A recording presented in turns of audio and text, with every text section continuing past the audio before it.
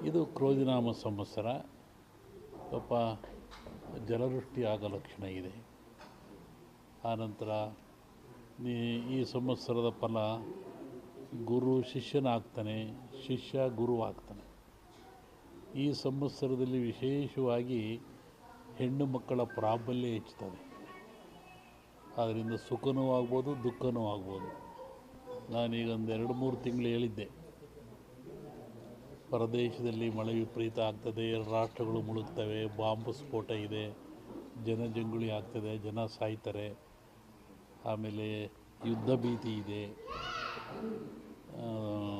1-2 ಜನ ಪ್ರಧಾನಿಗಳು ಸಾಯ್ತಾರೆ. ವಸತಿಯೆಲ್ಲ ಹೇಳಿದ್ದಲ್ಲ, ಅದೆಲ್ಲ ನಡೆದೋಯ್ತಲ್ಲ ಅಲ್ಲಿ, ಅದು ಇನ್ನೂ ಮುಂದುವರಿತದೆ ಅದರಲ್ಲಿ.